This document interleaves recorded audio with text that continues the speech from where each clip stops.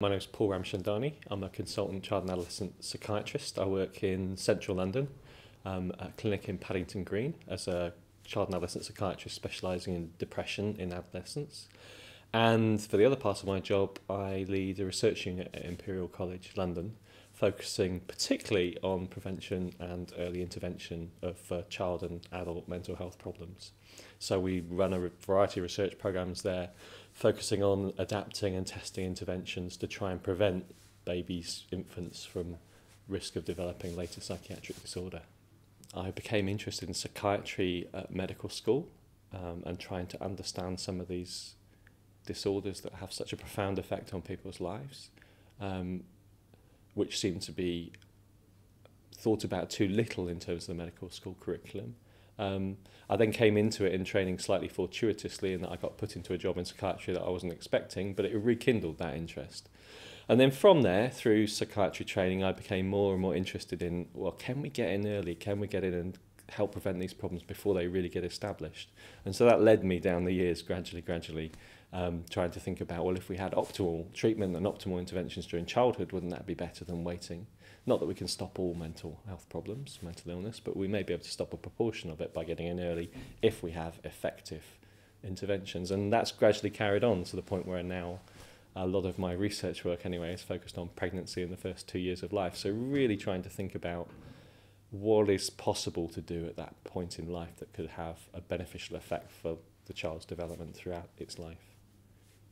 The thing that I suppose I'm most interested in terms of the journal and its reach and its purpose is that it's trying to bridge that gap between the research that gets done, that gets published, and clinicians, and summarising in a more usable format for clinicians in their day-to-day work. So I see its mission as a really important one that not enough people have been paying attention to for quite a long period of time. There's talk now about translation into clinical practice, and people are beginning to get that message and implementation, but there's still quite a substantial gap, and I think the evidence-based journals, but particularly evidence-based mental health in my field, is one of the few that really gets to grips with that.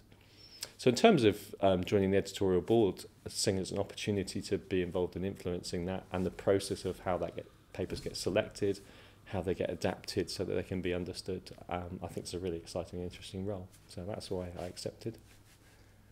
So in terms of the main challenges, I guess I group them into two. One is the kind of scientific challenges, in terms of there are very large gaps in our understanding of brain development and development into emotional and behavioural difficulties and psychiatric problems. There's still a huge range of things for us to get to grips with.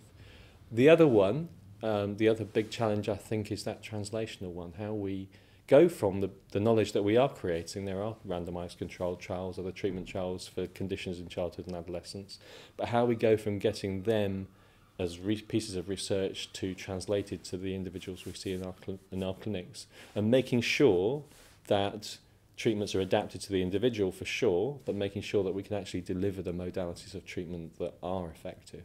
At the moment, there's an enormous variety of treatments delivered, some of which have great promise of being positive, some of which I think are still around for historical reasons.